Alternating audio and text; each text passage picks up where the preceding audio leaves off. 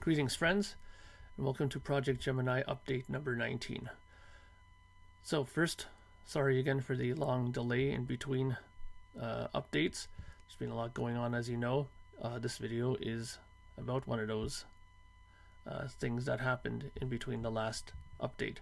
So as you all know, the time has come to start working on the vinyl version of An Ordinary Day.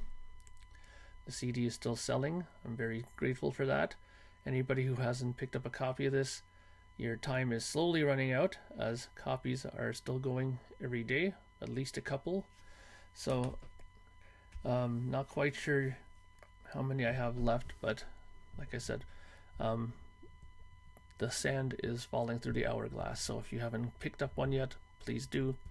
I greatly appreciate the support. And if you want to pick up a digital copy, you can do so as well off the Bandcamp site. And yeah, so I really appreciate that. So let's talk about the trip to Lacquer Channel. So as you all know, I had to go to Lacquer Channel to get my lacquer acetate done, which is the first step in getting your album put onto vinyl. So you go into the studio, you provide them the music, which I had to provide on a digital source. Yeah, I know, boo hiss, it wasn't an analog reel-to-reel or nothing, but I can get into that whole debate about that another time. But anyways, I sent them or gave them my copies of the music. He puts them on his system. He does little corrections because, as you may or may not know, vinyl is a much different medium than CD and can handle different amount of frequencies. So there had to be some adjustment of the low end taken out. Not that there isn't any low end on it. It's just that you have to make sure you take out the extreme lows out of it, because it's just information that the needle won't pick up anyways. And once you get past a certain level in the highs, you must trim that as well. I believe it's around 12,000 you have to cut. If you start giving information higher than that, it will affect the needle to the point of where it'll start smoking. Believe me, it could happen. So after he does all his adjustments, he puts on the acetate on the machine, on the lathe, and cuts the vinyl. Here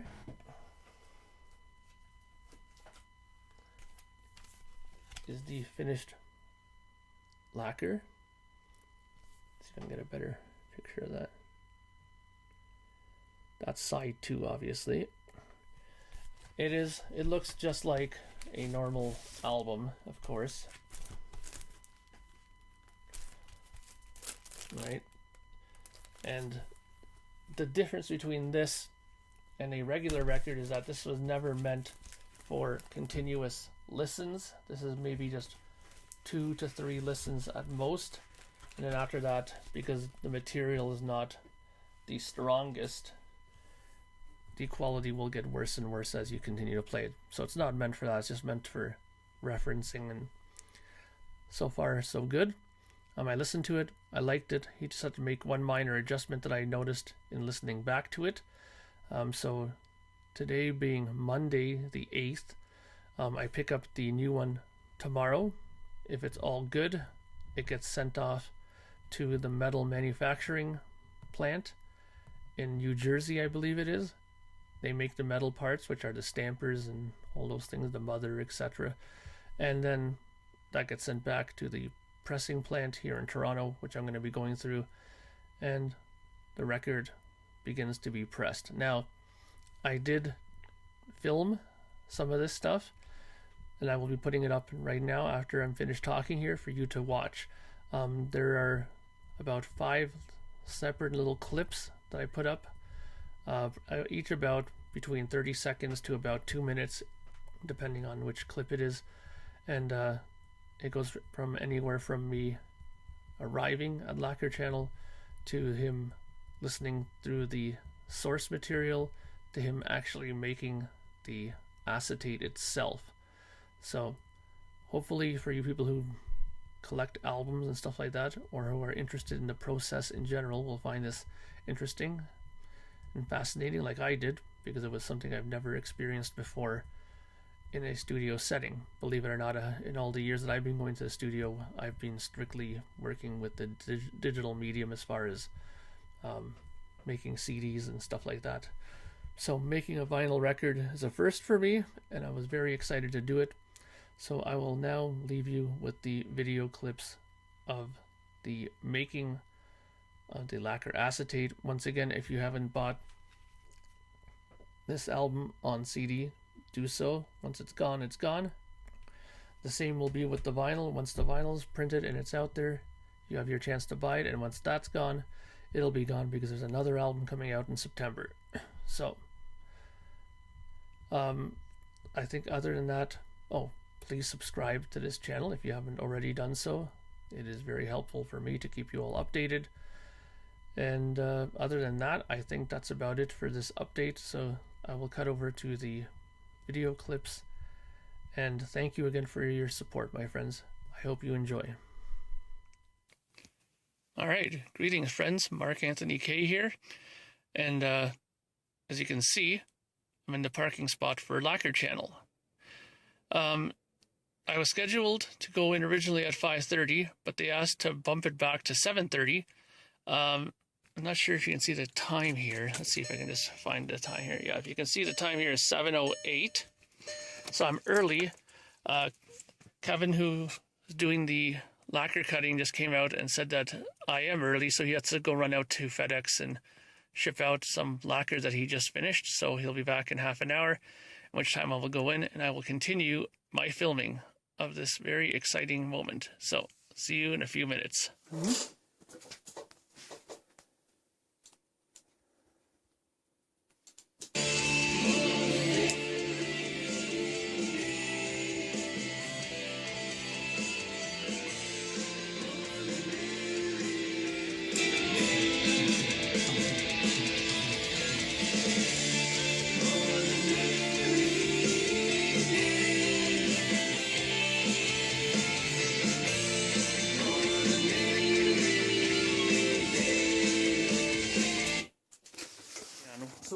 What is this? What's it?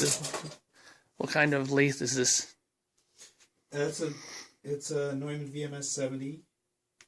Just like if you were here with cut a record with George, it would have years ago. I guess it would have been on the same a similar lathe. Mm-hmm. It's kind of like the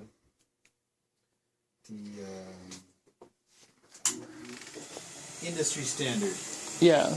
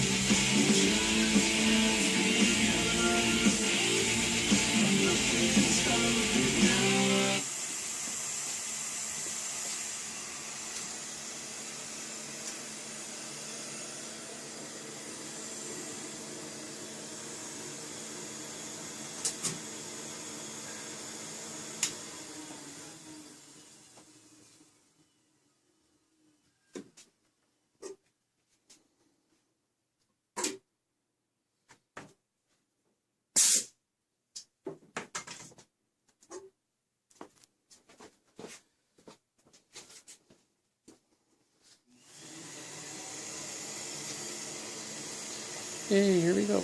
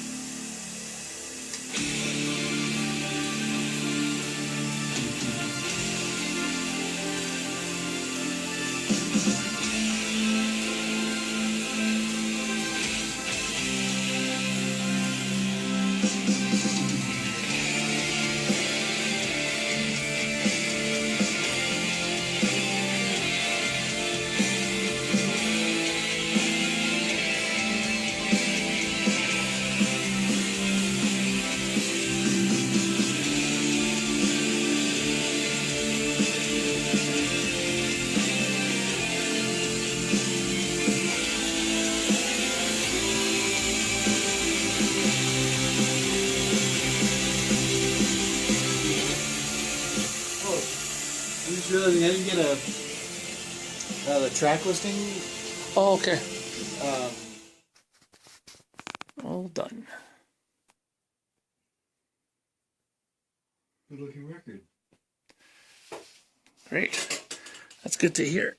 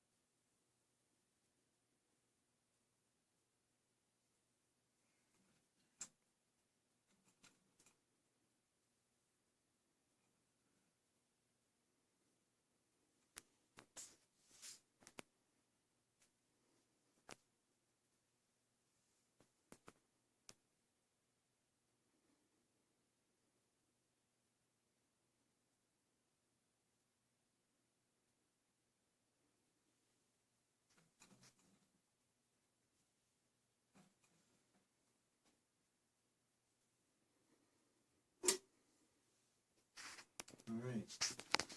I'm just going to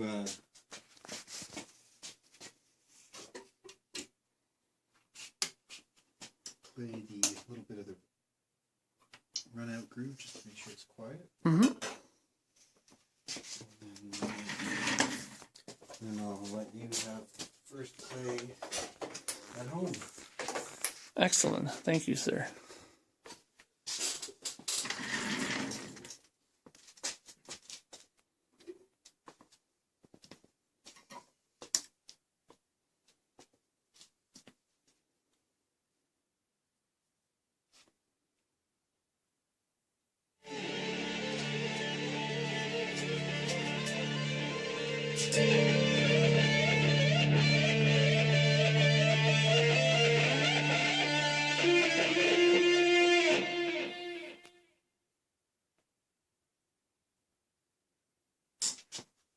Nice. That's good.